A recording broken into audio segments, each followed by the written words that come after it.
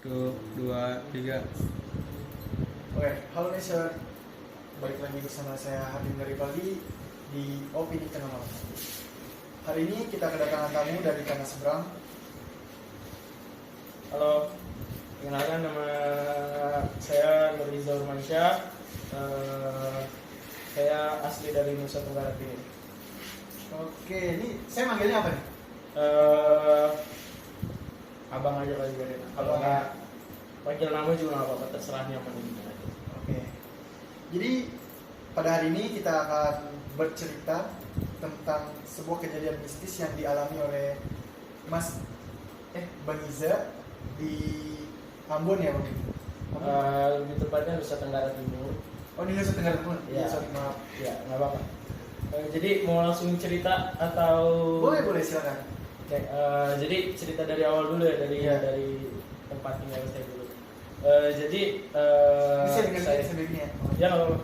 Jadi saya itu dulu lahir di Nusa Tenggara Timur, besar sampai kelas 3 pindah ke Jakarta. Jadi kejadian itu saya alami ketika sebelum pindah ke Jakarta. Pas masih kecil. Iya, pas kelas 3-an lah. Kelas 3 SD. 9 tahun. Ya kurang lebih lah. Pokoknya kisaran kelas 3 SD saya ingat.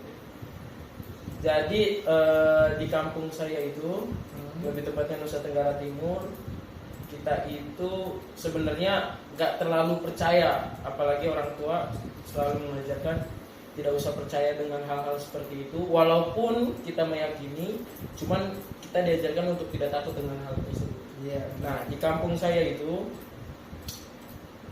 lebih tepatnya ini bukan cerita horor sih, maksudnya Ini dari cerita pengalaman ya, Bang Iza sendiri. ya. Jadi cerita ini tuh di kampung saya ada, kalau di tanah timur ya, khususnya di daerah manapun, mau di Ambon, mau di Sulawesi, mau dimanapun, kalau orang yang namanya belajar ilmu hitam itu kita selalu bilang dengan namanya Swangi.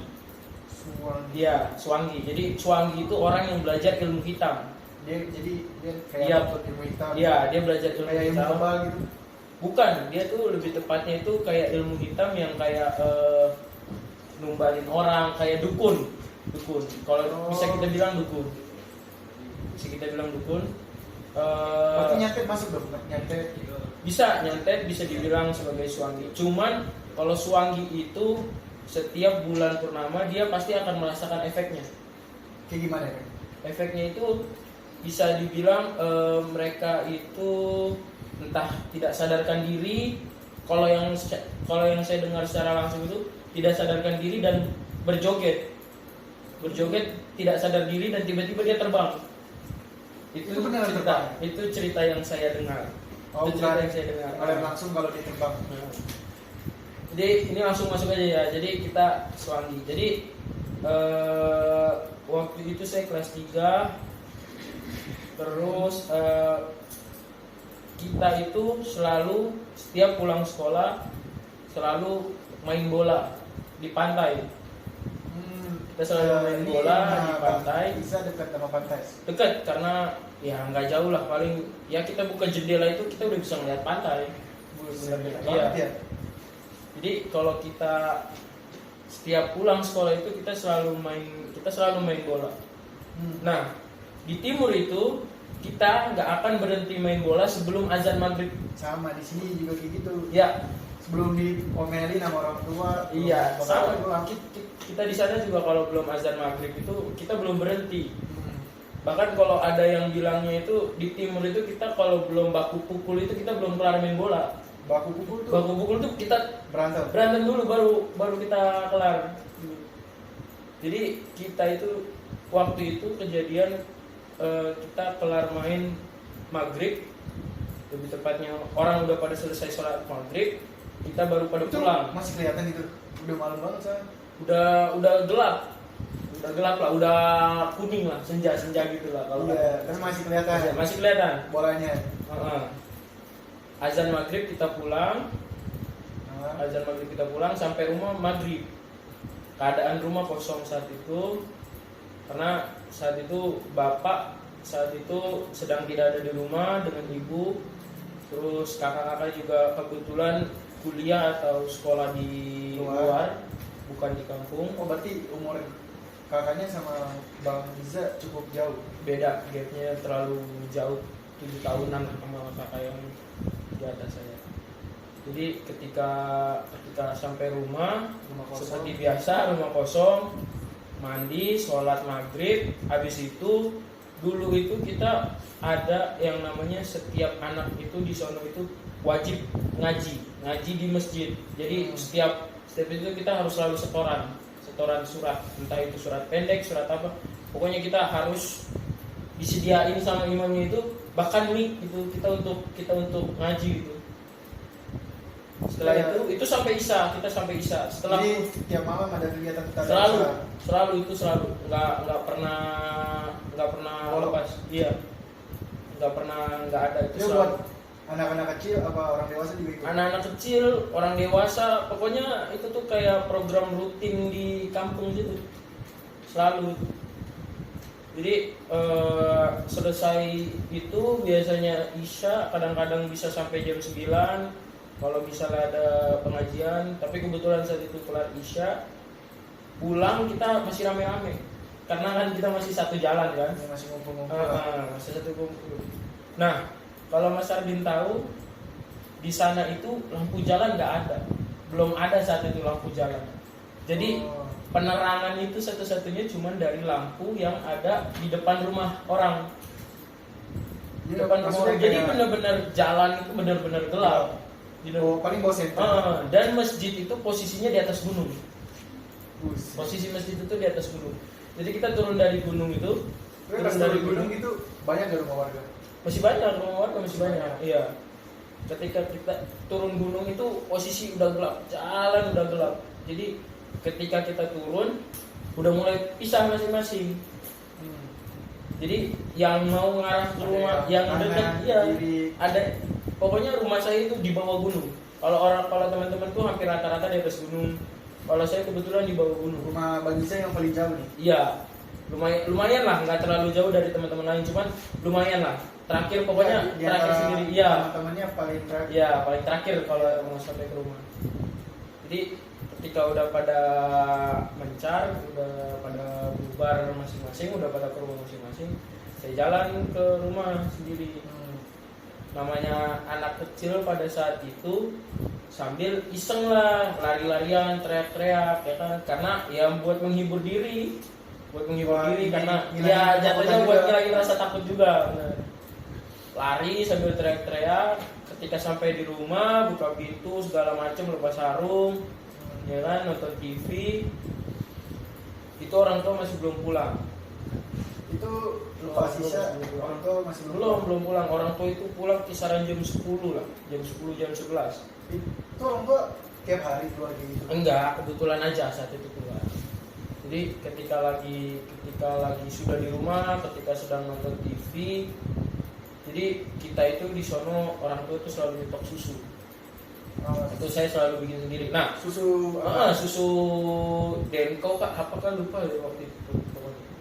Jadi kalau kita mau kalau posisi dapur itu di luar rumah.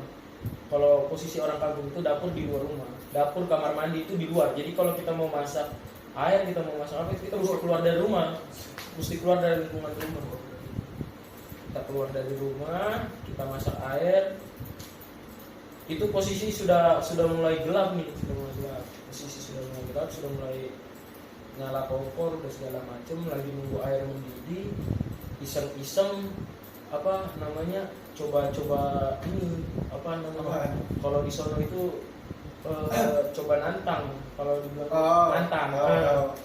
Jadi kayak kita nantangin setan buat datang kita. Karena saat itu posisi di rumah sendiri, jadi mau coba memberanikan diri, coba nantang. Tapi pakai bahasa Timur, kurang lebihnya begini bahasa Indonesianya. Kalau ada suanggi lewat, saya tidak takut, bahkan saya siram air, karena suanggi itu kalau dia lewat itu selalu posisinya bola api, posisi itu bola api, suanggi itu pasti bola api. Jadi kalau saya itu jadinya kayak puyang. Kalau puyang kan dia badan doang bang. Jadi kalau suanggi itu kayak bola api. Orang-orang bilang kalau puyang itu kayak bola api bentukannya. wah kurang tahu. Tapi kalau di timur itu Namanya? kalau bola api itu kita bilang itu suanggi. Jadi saya nantang, wah kalau ada suanggi ini saya tidak takut, saya siram air aja kan langsung mati toh. Berarti dia orang juga mati orang. Gak lama kemudian tiba-tiba ada cahaya. Lewat. Bukan cahaya lewat, cahaya di dekat pantai sana. Karena posisi dapur itu ngebelakangin pantai. Dari pantai posisi terang, padahal nggak ada rumah warga, nggak ada apa gitu. Posisi terang, lampu jalan nggak ada, tiba-tiba terang dari sana. Wah, dalam hati, waduh, astagfirullahaladzim, zikir segala macam kan. Jangan ini, beneran lagi. Belum datang dia. Iya. Samperin, mata-mata. Iya. Cuman masih positif. Suges aja kali ini, suges karena di rumah suges dan suges. Ya udah, udah kelar masuk. Lagi asik nonton, posisi pintu dikunci, pintu digedor. Tapi gedornya masih gedor halus, Pak. Itu sekitar jam berapa? Jam 9. Jam 9, 9:30 lah, pokoknya 9. iya nggak lama lah, nggak lama dari selesai bikin susu. Kampungnya waktu itu masih sepi banget ya? Sepi. Kita itu di Flores itu sepi, kecuali di kota ya, kayak di Kupang itu ramai pasti. Tapi kalau kayak di tempat saya itu sepi banget posisi. Itu lampu jalan kenal, cuman ya gitu. Habis orang sholat isya itu udah sepi, nggak ada orang. Bahkan ya, orang bawa motor pun itu nggak ada, bisa dibilang. Yang dagang juga nggak ada sama sekali. Bener-beneran sepi. Nggak ada, warung aja itu udah tutup kalau jam segitu. Jadi warung maghrib lah udah tutup. Warung itu bisa dibilang isya lah. Isya lewat baru dia mulai tutup karena nggak ada lagi orang mau belanja. Nggak ada lagi, sepi banget. Misalnya segitu, nggak lama dari itu ada orang gedor pintu.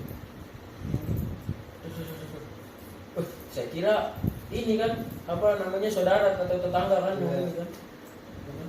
Saya bilang, gue maksudnya tuh pakai bahasa itu, maksudnya tuh siapa itu?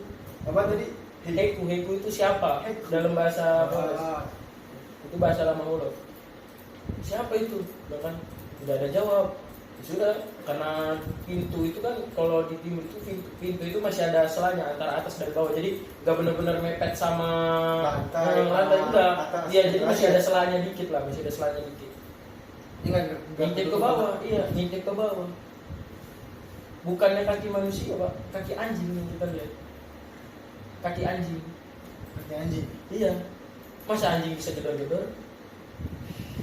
Jadi ini anjing. Nah, ibaratnya dia tubuh manusia, kaki anjing gitu. Wah, kurang tahu.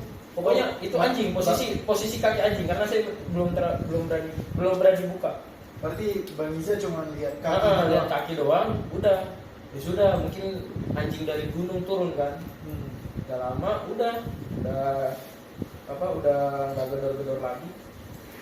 Coba buka pintu, maksudnya penasaran ini anjing punya siapa sih? Dia gedornya lumayan lama, terus akhirnya berhenti.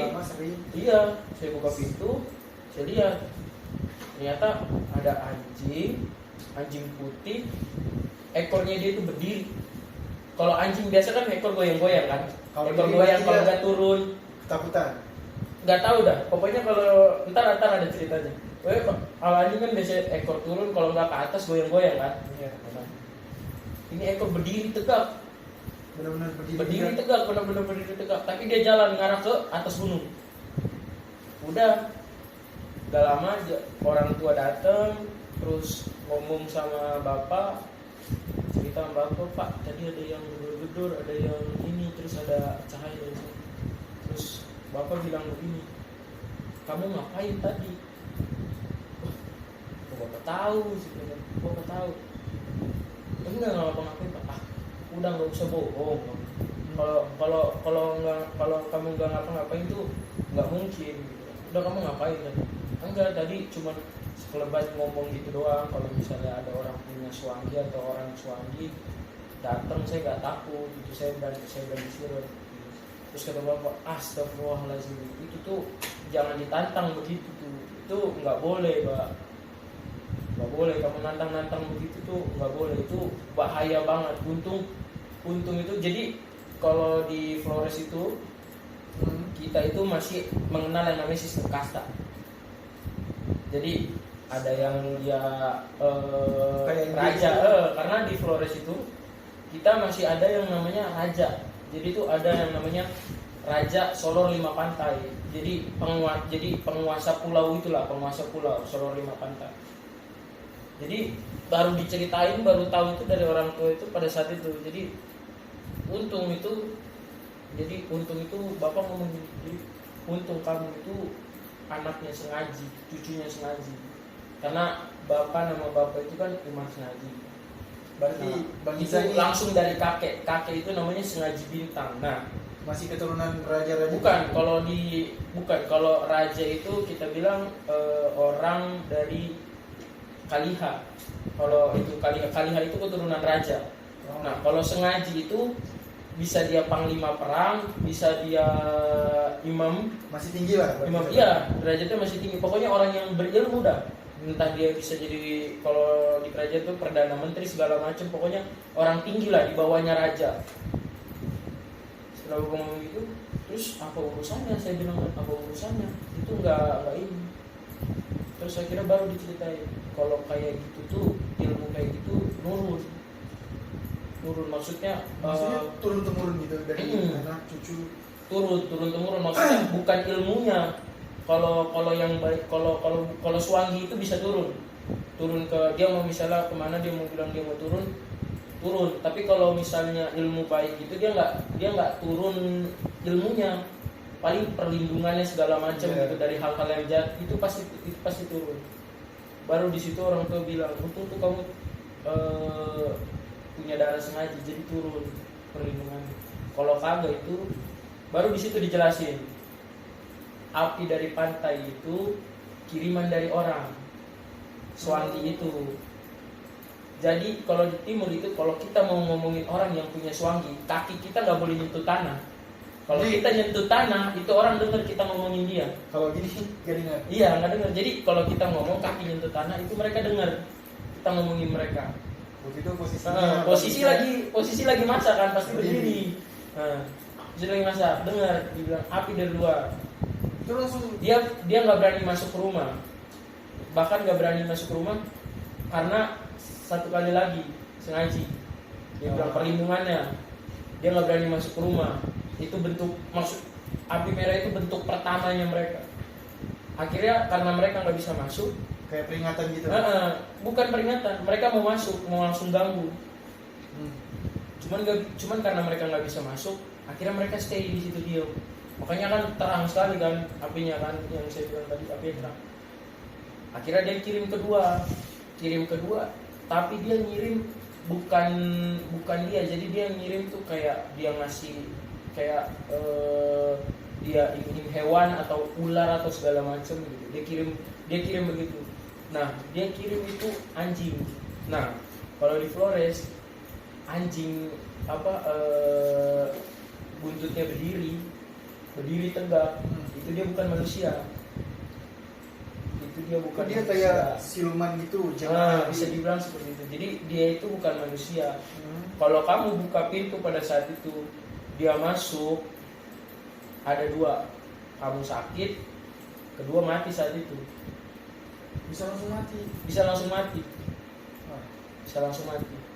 Berarti ilmu Swangi Anjingnya nggak masuk, cuman dia yang dikirimnya itu langsung masuk. Anjing itu sebagai perantara doang. Dia jadi cuma berdiri depan pintu.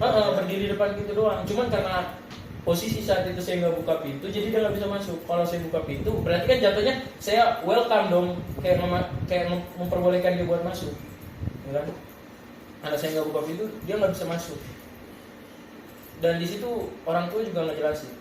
Kalau kamu mati, jadi di Swangi itu Pak, mereka itu ada yang namanya pesta makan besar. Kalau ada orang meninggal, jadi gini, misalnya abang dari Flores juga nih. Tapi abang bukan keturunan raja. Terus abang disantet nih. Abang mati, dikubur dong, meninggal, dikubur kan. Malamnya abang setelah dikubur, itu nanti jasad abang berubah, udah bukan jasad abang lagi. Kalau abang kastanya rendah, kambing, tapi kalau abang kastanya tinggi jadi sapi. Jadi dia nggak mandang kasta. Nggak mandang kasta. semuanya dia bisa ini. Kalau saya mati pada saat itu, malamnya itu mereka pesta. Jadi mereka gali kubur, mereka angkat Mayatnya? mayat saya, tapi bukan mayat posisinya. Jadi sapi karena keturunan, maksudnya kasta tinggi kan, kasta tinggi. Jadi ketika diangkat itu jadi sapi posisinya. Si abangnya langsung berubah jadi sapi. Iya, itu kekuatan mereka. Karena matinya Karena secara kiriman mereka, karena iya, mati gara-gara mereka. mereka. Dan itu mereka harus makan buat ilmu mereka. Posisi itu mereka harus makan. Itu pokoknya kalau kata bapak itu, mereka itu jahatnya benar-benar jahat. Sejahat-jahatnya orang itu ya mereka. Berarti ilmu suami ini lebih serem dibanding ilmu santet ya? Lebih serem bang, bisa dibilang. Makanya kalau gimana ya, kalau orang nggak kuat megang ilmu itu jadi gila, bisa benar-benar jadi gila. Bahkan kalau di sana itu mereka, kalau misalnya mereka lagi butuh ilmu, mereka bisa ngorbanin adik mereka, keluarga mereka, orang tua mereka sendiri, bahkan berani karena butuh ilmu. Cuman alhamdulillahnya sekarang itu zaman udah berkembang, terus anak mudanya banyak yang merantau, terus udah ada, cuman nggak sebanyak yang dulu lah. Jadi saya masih penasaran, mereka melajari ilmu suami itu sebenarnya buat apa? Ilmu ini kan turun-temurun. Ah, Ilmu ini turun-temurun. Dulu ilmu ini di zaman kerajaan itu digunakan buat perang. iya berperang. Abang pernah nonton Mahabharata gak? Pernah dikit-dikit aja. Pernah ngelihat satu anak panah ditembak tiba-tiba jadi banyak? Ah, Di timur seperti itu bang. kegunaannya itu. Kegunaannya kayak gitu. Oh, Itu bahkan waktu itu saya pulang kampung 2011, perang suku antara suku atas gunung sama suku bawah, ilmu itu masih ada. Ilmu itu masih ada. Korbannya polisi sama tentara. Karena mereka mau misahin, ada satu orang dari atas gunung yang belajar ilmu kayak gitu. Dia cuma melempar satu anak panah bang, terus nembak satu. keluarnya banyak. Ya, Tapi ilmu itu bisa turun temurun ya? bisa. Kayak gitu tuh warisan kalau bisa dibilang. Itu ibaratnya dia yang minta, apa emang tiba-tiba dapat dia? Dia turun, bisa turun, tapi sekali lagi dia bisa nolak. Kalau misalnya orang tua saya bikin ilmu kayak gitu, terus saya mau nurunin ke saya, tapi saya nggak mau, saya bisa nolak. Ada ritualnya buat maksudnya biar ilmu itu nggak turun. Cuman alhamdulillah orang tua nggak pernah belajar kayak gitu, karena orang tua pernah ngomong buat apa belajar ilmu kayak gitu kalau kita sendiri itu punya pelindung yang paling besar. Udah itu aja, nggak pernah belajar kayak gitu. Udah itu aja mungkin bang cerita dari Flores. Banyak sebenarnya cerita horor dari Flores. Iya. Cuman kan kayaknya segmen gak cukup nih bang. Oke, mungkin begitu saja cerita dari Bang Iza. Ya itu aja. Mohon maaf teman-teman kalau ada salah-salah kata atau mungkin ada yang informasi yang salah atau apa. Mohon maaf karena ini peristiwanya juga udah lumayan lama. Saya juga udah mulai ingat. Iya, lupa ingat. Cuman ini salah satu cerita yang lumayan melekat sih. Ini juga teman-teman juga bisa pada tahu bahwa di Flores sana ternyata ada sebuah ilmu hitam yang lebih serem gitu dari santet. Iya. Oke, mungkin itu saja. Kita balik lagi di opening tengah malam berikutnya.